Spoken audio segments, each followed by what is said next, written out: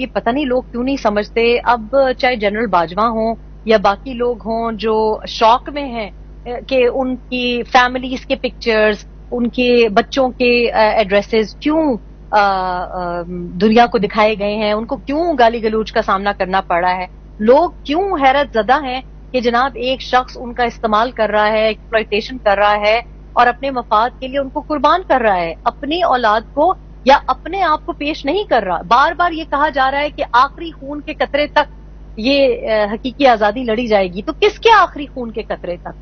अपने आखिरी खून के कतरे तक तो नहीं।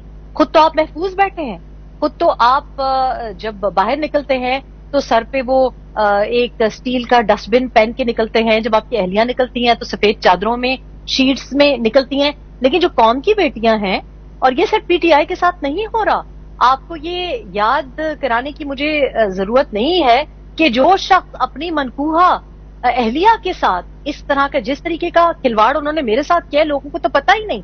मैं तो 2015 से 2018 तक तो आप ने मुझे देखा कि कोई ना किताब थी ना कुछ था, लेकिन 2015 में 5 दिन के अंदर अंदर इन्होंने टीवी पे बैठ के किस किस्म की बातें मेरे बारे में, मेरी बेटियों के बारे में की। और 2015 जब मैं इनके निकाह में थी तो किस किस्म की बातें ये पीटीआई के थ्रू आ रही थी।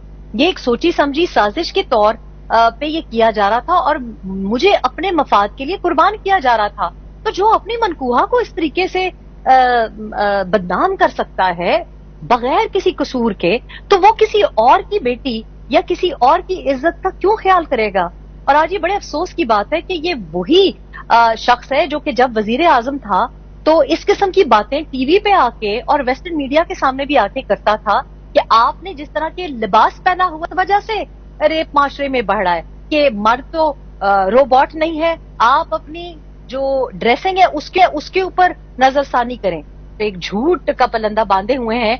उन्होंने, पुलिस ऑफिसर ने आके बताया कि भाई फीमेल प्रिजन में तो मर्द ऑफिसर भी नहीं आ सकता और सीसीटीवी कैमरास लगे होते हैं। तो ये इस किस्म की गंदी सोच है कि ये इनकी सोच किस किस्म की है। और ये बड़े अफसोस की बात है क्योंकि ये जो खवातीन अंदर गई हैं, मैं उनमें से एक के वालिद साहब का बड़ा तकलीफ दे उनका बयान सुन रही थी, क्योंकि जाहिर है ये बच्चे ये ब्रेन वॉश्ड है, ये लड़कियां ब्रेन वॉश्ड है, इन बेचारों को तो पता ही नहीं है कि असलियत क्या है, हकीकत क्या है।